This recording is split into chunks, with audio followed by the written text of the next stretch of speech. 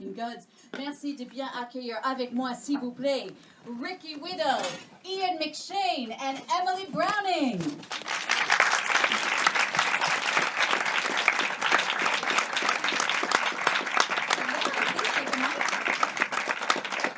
One for you. That's all right. One for you. And there should be a third one. There we go. Voilà. Why don't you, Ricky, come sit by me. Ian, please sit here. Emily. Bonsoir, mesdames, messieurs. That's it. C'est fini. Au restaurant français. That's pretty good, huh? C'est pas mal. C'est pas mal, non? The accent sounds good, you know. So let me just explain how this is going to work. Je vous explique en deux mots. En fait, je vais déjà faire quelques petites questions pour eux. Je vais traduire un peu au fur et à mesure. Et puis après, on va ouvrir les questions à vous, aux journalistes et aux influenceurs. Donc, on posera les questions dans quelques instants, vos questions, OK? So, we're going to start with some questions. Yeah. Oui. Oui, voilà. Oui. Let me start with you, Ricky, because you're right here sitting next to me. For the first season, we had heard that you went through a really grueling audition process, took months and months and months. What was it like for you heading into the shoot this second season? Did you feel calmer? Donc avant la première saison, pour ceux qui connaissent un peu l'histoire, Ricky, en fait, il a fait un casting qui a duré des mois, 5 mois. Alors ma question pour lui, c'est est-ce que pour cette deuxième saison, est-ce qu'il était un peu plus zen au début du tournage?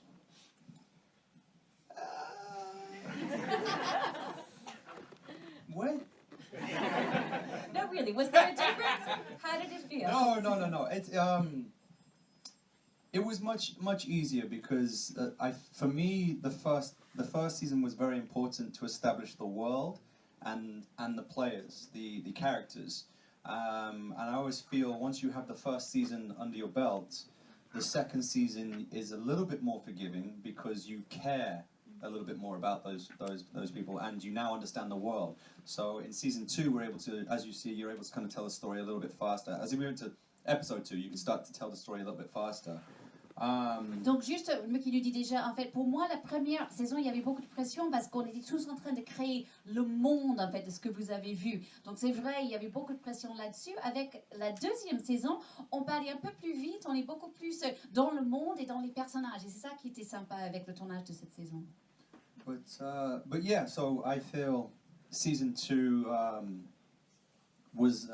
By the way, did you like the show? We didn't ask Est-ce que ça vous a plu? Yeah, we sure did. Everybody? Let's go up. C'est magnifique, non? Yeah, c'est bon. So yeah, for me there was just a little bit less pressure for season 2, and plus I have so much fun with this incredible talent that's with me and the guys back home in America and Canada that I just enjoy my job. I enjoy working with these. I enjoy watching them and learning. You know, I mean, I've watched Emily when before I met her, and I grew up watching Ian. So like I had to fly my mum to Toronto, not to see me, to see him. Like. Donc Ricky nous dit qu'en fait c'est vrai pour cette saison il y a un peu moins de pression et surtout il s'amuse, il s'éclate à jouer avec des gens comme Ian et Emily. Emily qu'il avait vu à l'écran avant de la rencontrer, Ian qu'il a regardé en fait quand il était plus petit. Il nous raconte en fait il était obligé de faire venir sa mère de Toronto juste pour voir Ian pour de vrai, pas pour voir Ricky sur le tournage mais pour voir Ian. Ian, let's talk a bit about the chemistry that you and Ricky seem to have. We saw it so much in the first season, we see it again in these 2 episodes. What is there behind that? What do you think makes your chemistry so strong on screen? Well, we're from the same part of the world. Ma question justement pour Ian, c'était la complicité qu'ils ont à l'écran, en fait, ça vient d'où? Sorry, go ahead. Yeah, we're from the same part of the world, Manchester. On vient de Manchester tous les deux. Voilà, not the one in blue, the one in rouge. Sorry, guys. But you know, it's like. Donc il dit, on est fans Paris des mêmes. Saint-Germain. Paris Saint-Germain. Oh, good, absolutely. Donc, vous avez compris, Ian dit qu'en fait on est fan du même équipe de foot, c'est lui du rouge, pas en bleu. No, so I think that sort of helps in a way. You've got a shared background of where you come from. In a sort of sense, although it's like separated by like 45 years or something. But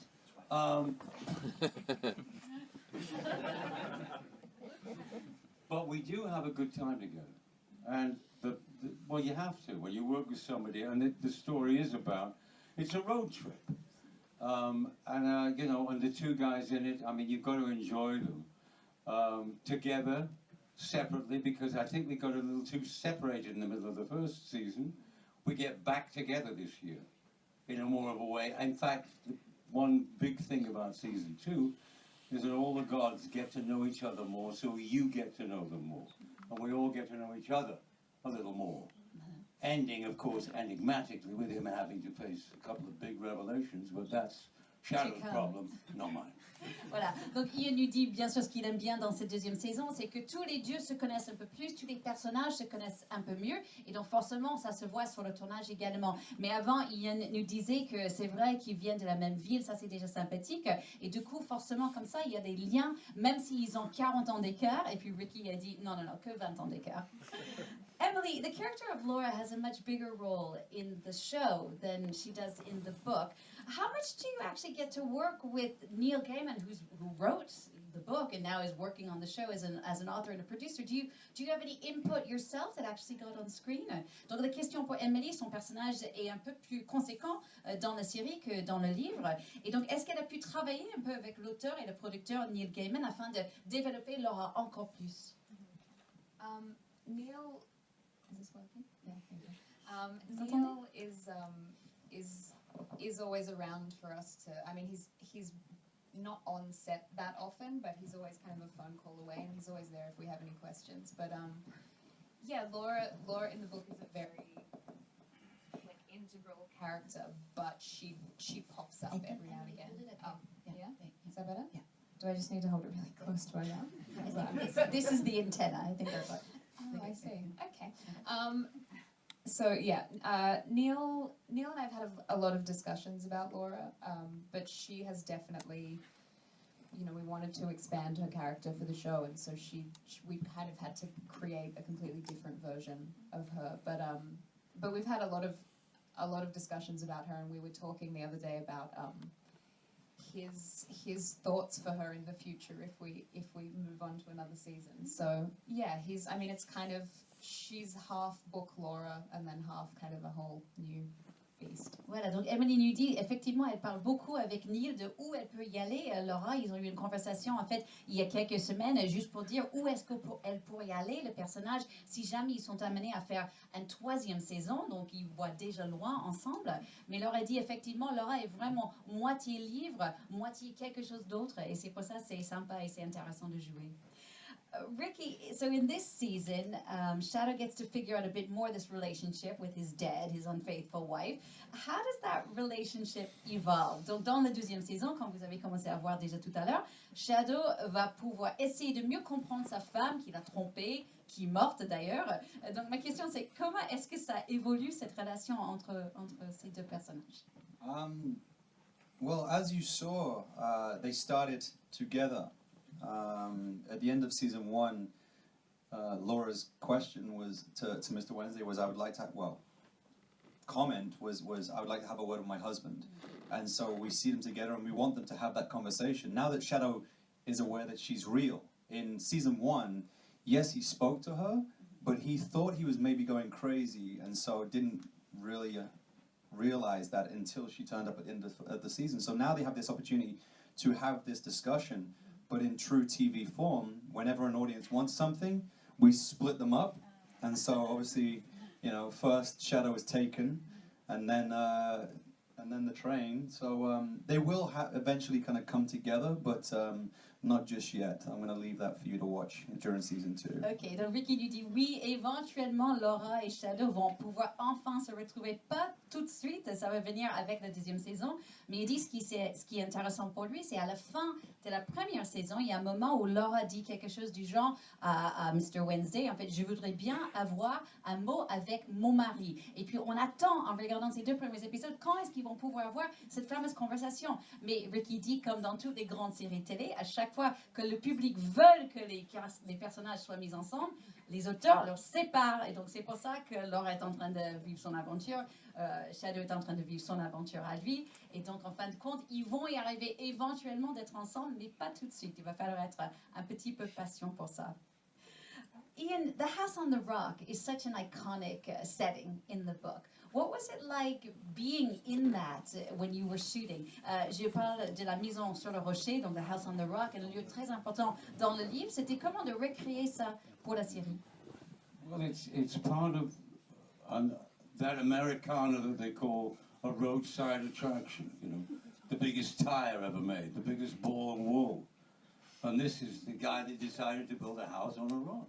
And then just went from there into, there's a maritime museum there. And inside is a life-size whale having a fight with a life-size, giant squid, right? It's the most bizarre place, and you could stay there and play golf and tennis at the same time and come back and have some rather indifferent food in Wisconsin. But they are the sweet, and it's one of those bizarre places, could only exist in America. And it's the old line of, you know, you say, why build it? And they will build it and they will come. And people did, a lot. So he could afford, I mean, we only saw maybe, I don't know, a quarter of it, I don't know. But we have it all on, what do you call it? When they came and visualized it, scanned the whole thing so we can go back and do some CGI if we ever want to go back again. Voilà, donc Inédit, effectivement, c'est vraiment un de ces endroits qu'on trouve que aux États-Unis. C'est comme des attractions à côté de la rue. On peut trouver par exemple la plus grande pneu de la Terre ou la plus grande bout de laine de la Terre, mais là c'est la maison sur le rocher. Et ce qui est incroyable, c'est qu'en fait il y a tellement de choses dedans, on a utilisé que un quart de ce qu'on peut trouver dans la maison sur le rocher. Par exemple, on peut trouver un musée maritime où on trouve une baleine qui est en train de se battre avec une énorme poupe. En fait, il y a plein de choses tellement bizarres. Donc nous, on a tourné que un petit parti dans cette maison sur le rocher, mais toutes les équipes techniques ont pris des photos, ont fait des scans de tout le lieu entier. Si jamais on veut plus tard faire justement encore ce décor dans l'avenir, on pourrait le faire. But excuse one thing, that carousel was as is. It's quite extraordinary, isn't it? That whole secret, that is all in there. All that bizarre lighting and statues and no, it's quite remarkable. Mais tout ce que vous voyez en fait comme la manège sur lequel il tourne, en fait ça c'est la vraie carrousel qui existe vraiment. C'est assez remarquable si jamais vous êtes dans le Wisconsin. Emily, is there one particular scene that you're really excited for fans to discover in season 2? Est-ce qu'il y a une scène en particulier, Emily, que vous avez hâte de montrer aux fans par hasard? There are a few scenes I'm really excited for people to see, but I don't think I'm allowed to talk about any of them. I think I've actually only seen episodes 1. Everything with Ricky Whittle in it is what I'm excited to see. I've only seen so far episodes 1, 2, and 7. I've seen 5. Yeah. He's gonna get. I'm excited for 5, but I'm nervous about 5 too. But we can't talk about that. I'm really excited for people to see 7 because it's kind of epic and crazy. It's like a Mad Sweeney backstory. And I have a very brief scene with Sakina Jaffrey, who plays Mama G in that episode. That's we get to see her like god form, her as kind of a warrior of death, and it's pretty cool. But that's, I can't give much away. Bon, il y a plein de choses dont je ne peux pas vous raconter, je suis désolée, mais je peux juste vous dire que j'ai hâte vraiment que vous découvriez l'épisode 7, parce qu'il y a une super histoire où on comprend un peu mieux sur l'histoire de Sweeney, et aussi il y a une super scène entre Laura et Sakina Jeffries qui joue Mama G, qui devient une vraie déesse un peu incroyable. Donc je vous dis juste rendez-vous pour l'épisode 7, qui est vraiment quelque chose d'incroyable. Thank you so much to all three of you. Let's open up the questions here. Tiens, go ahead. Vas-y. Oh, yes, please, I'd love some. Il y a sans micro, vas-y, lance-toi. Comme tu veux. Si tu fais en anglais, fais en français après, s'il te plaît. Fais les deux. Je vais le faire en français. Ok, fais dans l'autre sens. S'il vous plaît, merci. En français. Non. Donc, ma question, ça serait, ils ont changé de showrunner, donc c'est Jesse Alexander. Je voulais savoir, donc Ricky disait qu'il était plus confiant en saison 2, mais du coup il y a quand même un nouveau showrunner, donc ça change un peu la donne, j'imagine, comment ça s'est passé. And I want to say, Emily, your makeup design for the dead girl, it's amazing. I would say thank you, but I didn't really. Yeah, it's just what I look like. Oui, mais elle est juste comme ça quand elle se réveille tous les matins. No, elle est très belle, effectivement. But just the question was a bit, just you're talking about how confident you are in season 2. Just a question on the changes that the show's gone through, particularly in regard to the showrunner. If you can just say a word about that. No, at the end of the day, everyone knows that Bryan and Michael have left us, and we have a new showrunner for season 2. And with any time anyone new comes in, it's a new voice, it's a new idea, but you have to just collaborate, and you speak to the actors, and we all work together with the writers to try and find that voice. It's up to the actors, it's their responsibility to keep that continuity of character. And so just working with anyone coming in, and we will, in future seasons, whoever comes through the doors, and just work together to try and find that truth. But after season 1, you've lived with that character for a whole year. So you feel that you know the character more now. So you can have that conversation with writers, producers, moving forward. But I think after what you saw, you can see it still looks the same. It still sounds the same, you've still got these incredible actors on screen, so it's all about chemistry. We have incredible actors with incredible chemistry, and then incredible visual effects from Chris Byrne, who is our executive producer, director for that first episode, and he worked with Bryan and Michael in the first season, so that's why it looks the same. So season 2 is going to continue to get better, and hopefully even better than the first. Donc Ricky lui dit, oui, effectivement, les showrunners Bryan et Michael sont partis et on a un nouveau showrunner qui est là maintenant avec nous. Et à chaque fois qu'on évolue comme ça, c'est normal qu'on ait des nouveaux collaborateurs, on a des nouvelles voix qui arrivent, des nouveaux talents qui viennent nous donner leur point de vue, qui va être un peu différent. Mais moi, je trouve que nous, on a fait quand même toute une première saison où on s'est bien connus, on connaît bien nos personnages. Donc nous, on a la confiance de partager ça avec les nouveaux showrunners et d'avancer comme ça. Et vous avez vu les 2 premiers épisodes. Déjà, le premier épisode, ça a un peu le même son, ça a un peu le même look que la première saison. Et c'est parce que Chris Burns, qui était le producteur exécutif et le réalisateur de ce premier épisode, avait beaucoup travaillé avec les anciens showrunners. Il les connaît bien par cœur. Donc c'est pour ça qu'on a cette continuité, même si on a eu des changements. Another question? Une autre question? Oui, voilà, juste ici. Hi guys, bonsoir. Yeah, do you give the lady this mic? Sorry, go ahead, you can. It's okay, they can speak. It's a little space. Ben, allez-y, on vous écoute. Je Thanks. voulais savoir si ça vous avait inquiété. Si ça vous avait inquiété à un moment donné que l'identité de Shadow dans la série rattrape celle qu'il a dans le livre, parce que ça signifierait énormément de changements, et pour le personnage et pour le public qui n'aurait plus grand monde avec qui s'identifier en fait. Dans la deuxième saison? C'est ça. Okay, so it's kind of a hard question to ask without giving too much away, but she's saying, were you ever worried in the development for the second season that what we will find out about Shadow might kind of catch up to the book too quickly and then it's kind of nowhere to go from there? We're not doing the book. We're following the story, Yeah, we but are. No, but no, this I've is got but it. No, I've got it. no, but it's not. It's Il not faut le exact. micro, il faut le micro.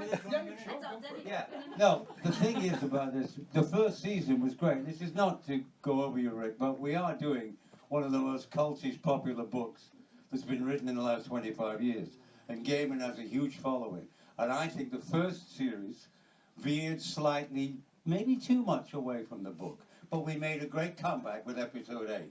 If you like, a big finish, whatever. So now series 2 goes back to the book more, which I think is a terrific thing. Setting the sail for the last third of the book, or who knows, when he's going to Lakeside, which is what you get really at the end of this. There's an exit. But the characters, I think, get to know each other, and you are doing the book. But again, as Ricky was going to say, I think, it's still a television version of a book, and it was a great blueprint. His book is an amazing blueprint for a television series, because you can change it every year. And thank fuck we have done twice in a row. Let's hope we do it again, the third year.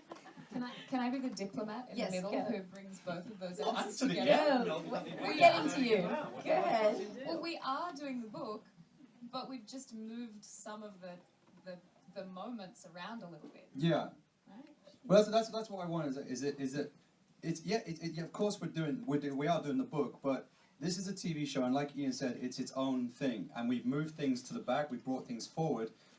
Laura and Sweeney don't meet in the book, and now they have their own thread, so we have legs to make this whatever we want. You know, this can be numerous seasons. We can go in so many different directions. So, as you saw... None of us really answered the question. Huh? None of us really answered the question. No, but I'm just saying, so in season 1 and season 2, we saw that it's following the book, but not everything is chronological. So, you may find out things this season, you may not. You may have to wait for later seasons. Ok. Bon, pardon, je vais essayer de rattraper tout ça. Donc déjà, thank you Ricky, so sweet.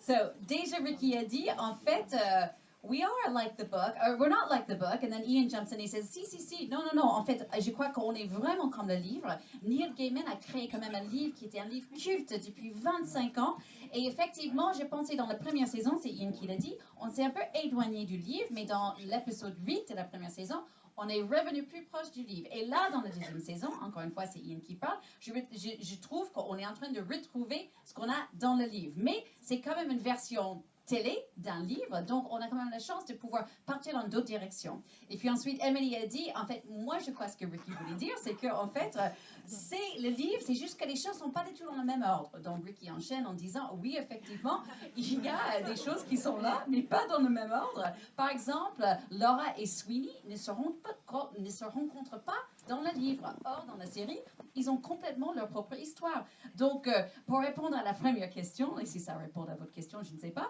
mais c'est que peut-être on va découvrir les choses, peut-être on va pas les découvrir cette saison, mais c'est pas grave. Voilà, c'est la réponse. Thank you. Merci. All right, une autre question, voilà, juste ici. Bonsoir. J'aurais voulu savoir, si, dans la vraie vie, s'il devait choisir, s'il choisirait les anciens dieux ou les nouveaux et pourquoi. Tout le monde? Ou Ricky? Okay. Tout le monde. Everybody? In real life, if you had to choose between the old gods and the new gods, which would you pick and why? Ian, Emily, Ian? What do you think I'm going to say, the new guy? Oui? Il vous croyez que je vais dire quoi, moi, les nouveaux? Ou, But really? Really? I'm not... Oh no, I love Mr. World. No. But if you've read the book, you'll know it's a question that can't be asked. Voilà. Ah, si vous avez lu le livre, vous saurez que c'est une question qu'on ne peut pas poser. Non. Ah. The thing about, just the thing, is that a thing of why we're in constant sort of, what should we do? Because you're passionate about the show, because it is one of the great kind of blueprints for a television show, and you can go wherever you want. But it's never what it seems to be. But it's not Harry Potter. It's not Marvel comics, DC comics. You know, magic doesn't happen. It has to be earned. And like the characters are like, that's why they get their old gods. They feel forgotten. It's like, that's what's fascinating about it. And the great thing about it, since Neil wrote the book, technology has gone haywire the last 17 years. So there's so much that can be done. And about people and how it affects you. And it's not a book about religion, it's a book about faith. Faith is not a bad thing. If you believe in a finely tuned G-string, that's fine by me. You know. Keep you sober and wonderful and creative. And the show should be constantly creative, because that's what Gaiman wrote, don't you think? You know what I mean? He wrote a very open... I read the book 3 times and it gets better each time I read it. Ok, Ian dit qu'en fait il a lu le livre de Gaiman 3 fois, il trouve que le livre est de mieux en mieux chaque fois qu'il le lit, mais il dit encore une fois que vraiment pour lui c'est l'exemple typique pour une super série télé. C'est pas Harry Potter, c'est pas Marvel, c'est pas DC. Il y a la magie en fait qui se passe, mais il faut mériter la magie. Et c'est ça qu'il trouvait vraiment sympa. Et il dit en fait depuis Neil a écrit le livre, les choses ont tellement évolué que maintenant c'est complètement différent de ce qu'on avait quand il a écrit le livre. Et il dit c'est pas un livre ou une série qui parle de la religion, mais qui parle de la foi. Il dit la foi, c'est pas une mauvaise chose. Il donne un exemple, il dit tu peux avoir foi dans un string si tu veux, mais si tu as vraiment la foi et tu y crois, tant mieux, tu crois en quelque chose. But to get back to the original question, what would you say? Would you say you believe in the old gods or the new gods? I think I probably, my belief would be in line with Laura's, which is no gods. Ah, donc elle dit, elle sera comme Laura, aucun dieu du tout. Ricky? What would you say? That's a cheat. That's... Ah, tu triches, il dit, tu triches. We all know your answer. Ah, et elle dit, on sait ce que tu vas dire. The god of Instagram and Twitter. Ah, le dieu de Insta et Twitter. No, for me, if you're going to say no gods, I'm going to say both. Because I feel you can't have one without the other. I feel that the world has evolved and we need technology. It's how the world is moving. And it's a beautiful thing that I don't live near my family and near my friends. I've got friends here today that I can see in the crowd up here. What up, Daniel? And you know, my buddy's flown over on an aeroplane to come and see me over here. No, he wanted to see the movie, but you didn't tell him. Okay, so my friend came to watch, and I thought we were going to watch it and then have the questions. No, you thought the other way. No, I thought it was the questions and then watch it, like in London yesterday. But you watched it and now you have the questions, so he flew here and missed it. That's my fault. But anyway, so we need technology, and it's beautiful that I can see all these people on my phone, the FaceTime and stuff, so I can speak to my friends and my family. But Ricky, it's a multiple choice question. One or the other. S'il fallait choisir. old gods, I'm with Ian. Voilà. Donc je vais essayer de rattraper. Voilà, donc d'abord Ricky il a dit, en fait pour moi c'est les deux, parce qu'on ne peut pas avoir l'ancien sans avoir le nouveau. Le monde a tellement évolué, on a vraiment besoin de ces nouvelles technologies. Par exemple, Ricky nous dit qu'il a un copain qui est ici, qui est venu sur un avion, et tant mieux pour aller venir ici avec lui. Mais Ricky il a dit qu'il a un peu, il s'est planté un petit peu parce qu'il a cru qu'en fait on allait faire la conf maintenant et après regarder le film. Or, en fait, on a regardé le film et après on a fait la conf, donc son copain n'a pas pu le voir. You'll have to show your friend later. Donc son copain n'a pas pu voir le film. Bon bref. Mais il a dit sinon, il y a FaceTime, il y a d'autres choses comme ça. Il trouve que c'est important d'avoir les deux. Et puis Laura a dit mais non, c'est une question, il faut quand même décider. Il dit ok d'accord, je suis avec Ian, je trouve c'est les anciens que je vais prendre. Une autre question ici? Vas-y, parlez fort. Je voulais poser une question sur le livre. C'est aussi un livre qui parle beaucoup d'Amérique, au-delà des croyances, d'anciens dieux et de nouveaux dieux. Est-ce qu'on verra un peu plus ça par rapport à la saison 1 où c'était vraiment beaucoup plus axé sur les dieux, sur quelque chose de plus artistique? Okay, so she's saying this is the show is not just about the gods; it's a lot about America and a reflection on America. Are we going to see a lot more kind of going in that sense in this second season, as opposed to just what's happening with the It's gods? about it's about immigration. It's about race. It's about. I mean, the only believer in the show is a Muslim, and he has an affair with a jinn. But that's pretty racy for TV. But it's like, why not?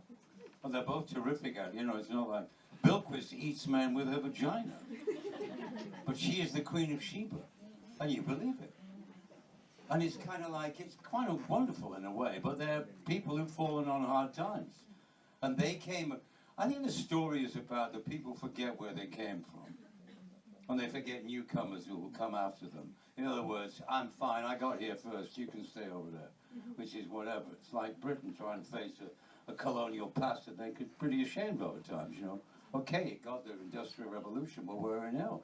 America's finding out. The world is changing. It never stops changing. But it can change in a different way. And I think what Gaiman is saying that when immigrants came to America, they brought their good, if you like, pagan gods with them, like the god of wheat, or the god of love, or the god of, and they made a little, Jew every day, or made a little prayer. Worship was spread around. Now you got it spread around 3 religions who all hate each other and worship the same God. That's fucking great, isn't it? I mean, really, But, as Wednesday says, hey, give me a little worship. There's enough to go around. I'll pay you back in a really good way, because you'll have a good time with me. But I won't molest Catholic altar boys, and I won't do funny shit. But no, whatever you want to talk about it, you can. That's nothing to do. But that's real life, and Gaiman's book is all about that. And his, there was, one they had last year, you had a vagina nebula in the sky, you had a jinn sleeping with a Muslim. Then the world didn't stop, people didn't go crazy. I wonder whether, you know what I mean? It went on. Because it's, in the end, it's only television, except it's really good television. It's trying to say that's what the show should be. We're not doing, that's why we're on Netflix, or that's why you're on Amazon like we are, or why you're on cable, because ordinary television can't do that. It's not in its remit to do that. It's to convince yourself that everything is hunky-dory, That's cool too. Ok, donc Ian nous dit en fait non, c'est une série qui parle de l'immigration, c'est une série qui parle de race aux États-Unis. La seule personne qui est vraiment un vrai croyant est un musulman et il est en train d'avoir une liaison avec un djinn. Après, vous avez Bill Chris qui mange les hommes, comme vous avez peut-être vu dans la première saison, avec son vagin. En fait, mais elle est la reine de Saba. Mais à la fois, c'est une série qui parle un peu de d'où les gens viennent et comment les gens souvent oublient d'où ils viennent. Et il fait référence à Angleterre avec son passé colonial, aux États-Unis, qui a peur des gens qui sont en train de changer, que le monde est en train de changer, mais il dit que c'est une bonne chose que le monde est en train de changer. Et il finissait en disant, en fait, c'est ça qui est intéressant dans le livre de Neil Gaiman. Il dit qu'en fait, le monde est en train d'aller vers en fait, dans l'époque, le monde était plein de petites, des gens qui excusez-moi, j'ai oublié mon, voilà, des gens étaient en train de prier vers les dieux païennes. Et en fait, maintenant, on est dans un monde où on a 3 religions. Tout le monde se déteste, mais ils prient tous au même Dieu. Donc, c'est pas très logique ce qui se passe dans le monde actuellement. Et il dit ce qui est intéressant pour lui en faisant cette série, c'est qu'avec Amazon, par exemple, avec Netflix, les séries sur lesquelles on a le temps, on a la place de vraiment traiter des vrais sujets un peu profonds, comme l'immigration, comme race, comme les relations entre les races. Et c'est ça qui est intéressant pour lui. Ok, une autre question peut-être? Voilà, voilà, juste ici. Hi, I'm going to ask in English. I would like to know if you have, when you prepared to play these roles, your previous roles, your previous characters in previous films or TV series, did help you in any way? Do you see any connections with your previous roles? Ok, et c'est pour tout le monde ou c'est pour... For everyone. Ok, Ricky. So this is a question. La question est en fait sur est-ce que les acteurs ont inspiré en fait de leur rôle précédent dans leur rôle dans American Gods. Who would like to go first? I'll go quick because they've obviously done a lot more than me. You always bring different parts of your character, but you try and bring a bit of yourself to any role. My previous character, Lincoln in the 100, is definitely in there with Shadow as well, because they're both good, moral, stoic characters. So they've helped me sit still more because obviously I'm crazy and move around. So kind of, yeah, I mean that helped a little bit. But what was great for me is that Shadow was supposed to just be thrown into this world of gods and leprechauns and dead wives and not understand it. So that was very easy for me because I did not understand it.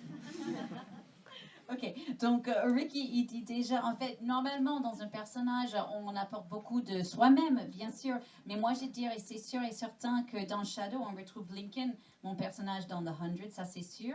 Et ça c'est bien parce que les deux sont des hommes qui sont très corrects, des hommes calmes. Et ça m'aide beaucoup parce que comme vous avez peut-être vu, moi je suis quelqu'un qui est un peu dans tous les sens. Donc ça m'aide de retrouver le centre de mes personnages. Et en fait, aussi ce qui est intéressant, c'est pour Shadow, il est dans un monde en fait où il est avec une femme morte, avec des dieux partout, et il comprend rien. Et ça m'aide aussi moi-même parce que j'avoue que je comprenais rien non plus quand j'ai commencé à faire la série. Yeah. Oh, I think every role prepares you for the next role, and whether that next role is in your comfort zone, then you can get uncomfortable in your comfort zone, like I am with Wednesday. It's like it's a real treat to play a part like that. It's a gift in many ways, but then you've got to get out of your own way sometimes to go further, not just rely on old shit that you've done before. So you've got to change it up. Try and change it up, because you never stop learning and you never stop loving what you do. I mean, let's face it, you're an actor. It's like, it's not a job. It's if you're any good at it, it's a gift which, if you're lucky enough to get noticed and you get good at it, it's the best job in the fucking world. Donc il dit pour moi, en fait, ce qui est important pour moi, c'est de trouver un endroit où je suis dans mon zone de confort, mais je suis pas très confortable dans mon zone de confort. C'est-à-dire que je sais ce que je fais maintenant, et ça fait longtemps que je le fais, mais j'essaie toujours de continuer à apprendre, à me surprendre, et parce que j'ai la chance de faire le métier que j'adore, et il faut être honnête, en fait, quand on est acteur, et si vous avez la chance de bien réussir dans ce que vous faites, c'est le meilleur job au monde. And how about for you, Mary? I agree that everything I've done up until now informs whatever I'm going to do next in some way, just in the sense that, not just in work but in my personal life. Like, you're learning every day, and all of that builds up and comes out in whatever role you're doing next. But I think for me, Laura is nothing like any role I've ever played before. I mean, when I first read the script, I hadn't ever even read a role like that before, and I am used to playing, I think, characters that are a little more contained and kind of internal. So that's sort of what attracted me to the role and what was so exciting about it, that she just lets rip and really doesn't care what anyone else thinks, and feels no desire to be polite or to keep anything inside. So she was I'm always looking for roles that are different to anything that I've done before, and I think Laura's probably definitely at the least top 3 roles that I've ever done before, because she's just, it's really cathartic for me, because I, am maybe a little more thoughtful and polite than she is, and when I step on set, I just get to be any darkness that's inside me. I can just let it out. She's a revenant, isn't she? Yeah. That's great. She's a dead undead. Yeah, dead on dead. Yeah. Voilà. Donc Emily dit, pour moi, Laura, c'est un des top 3 rôles que j'ai jamais joué dans ma vie, dans ma carrière. En fait, je pense que, comme les garçons avaient dit, c'est important d'en fait prendre tous les rôles qu'on a joués dans le passé et s'en servir un petit peu, pas seulement dans son métier, mais aussi dans sa vie. Mais moi, ce que j'aime avec Laura, c'est qu'elle n'a rien à voir avec les autres rôles que j'ai joués dans le passé. En fait, d'habitude, je joue peut-être des personnes qui sont un peu intériorisées et très contrôlées, alors que Laura, elle fait ce qu'elle veut n'importe comment, elle n'est pas polie, elle s'en fout de tout, elle se lâche. Et je trouve, pour moi, c'est presque comme une thérapie en quelque sorte, parce que moi-même aussi, je suis un peu peut-être coincée. C'est un moyen pour moi de se lâcher complètement en jouant ce rôle, et vraiment, c'est un rôle que j'adore. Je suis désolée, je pense que c'est tout le temps qu'on a, sauf si on a le temps pour une dernière petite question, peut-être. Une dernière petite question. Voilà, juste ici, just one last question. Merci. Tout d'abord, félicitations. J'étais pas spécialement connaisseur ou, on va dire, quelqu'un de très assidu sur la saison 1, mais j'ai vraiment redécouvert quelque chose de super ce soir. Ma question portait en fait un petit peu à l'inverse de la question auparavant. Est-ce que l'expérience que vous avez pu vivre en tournant la saison 2 a eu un impact sur votre vie personnelle ou sur, on va dire, la façon dont vous voyez les choses de façon générale? So he's saying congratulations, thanks for the show. He was so happy to discover it tonight and really likes it. He's wondering if shooting in season 2 had any effect on your personal lives, either in just perhaps in the way you see things, the way you look at the world, the way you look at the world today. I think Ricky. I became single. I think Ricky a dit que je suis célibataire. We work hard and relationships are hard. I'm now single. On travaille dur, les relations sont dures, je suis célibataire. No, we shoot it in Canada and Toronto. You couldn't be, if you're going to be away from home, you couldn't be in a nicer city or a nicer country with nicer people. And we do we're lucky to be able to shoot. We shoot on a set. The crew is phenomenal. Things change. I think, despite we talked about disruptions of season 2, but kind of like it gives you a creative boost. I think for later on, makes you look deeper into what you're doing before. Of course, we missed some of Michael and Bryan. They did terrific work, but everything changes, and I hope that season 3, whenever it happens or whatever later this year, that will continue to change, because TV like this should never be the same. That's another kind of television. Ok, donc Ian lui dit, donc déjà nous on tourne à Toronto, à Canada, et si vous allez travailler loin de chez vous, alors là c'est le pays et la ville le plus sympa de la Terre. On a une équipe qu'on adore, donc j'adore ça. Et c'est vrai que tout nous donne vraiment un boost créatif en quelque sorte, parce que les choses ont changé un petit peu, c'est bien. Bien sûr, Michael et Bryan, ils nous manquent, mais c'est bien de faire des changements. Et j'espère que si on continue vers une 3e saison, il y aura encore plus de changements, parce que c'est ça qui nous donne la créativité. I was just going to say, so I've never worked with such a talented cast, but I've also never worked with a cast that gets on so well.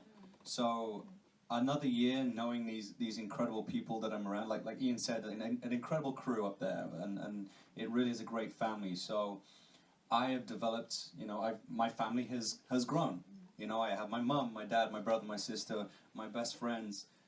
and now I have this incredible family that I'll, you know, go to war with, and we have a great time. We have a lot of fun, and no matter what troubles and struggles happen in the past or in the future, it can make or break you. And with our show, it really made us tighter and stronger, and we had a lot of fun this year. We had a good giggle, and I'm really looking forward to coming back. Donc Ricky lui dit, en fait, je vous ai dit tout à l'heure que j'avais jamais travaillé avec une cast aussi talentueux, mais je peux dire aussi que c'est la première fois où je m'entends aussi bien avec un cast sur une série. Et je trouve vraiment que j'ai agrandi ma famille. J'ai bien sûr mon père, ma mère, etc. Mais là, j'ai une nouvelle famille. Et même si on a passé par des moments difficiles, on est encore plus fort. Ce qui ne vous tue pas, comme on dit en anglais, vous rend plus fort. Et c'est vraiment le cas là. Et donc, go ahead, Emily, what were you going to say? No, it sounded like you said two-pack. Oh. We were just I don't know. What doesn't kill you makes you stronger. Two-pack. I see. Got it. No, I think I maybe read the question differently. Because I was going to say that in terms of, more so at the end of season 1, but in terms of the subject matter, we wrapped season 1 at the end of October 2016. And then the world exploded. And so that was like an eerie feeling in a way, because it felt like, I mean, Neil had written the book such a long time ago, but it almost felt like we'd somehow predicted. Les deux éléphants dans la chambre. Trump and Brexit, right?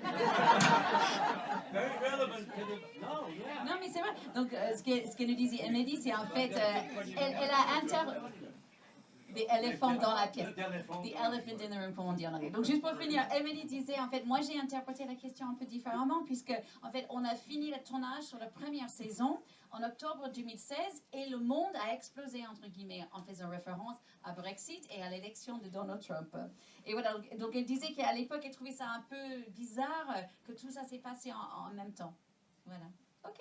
Well, thank you so much. Merci. Merci beaucoup à vous.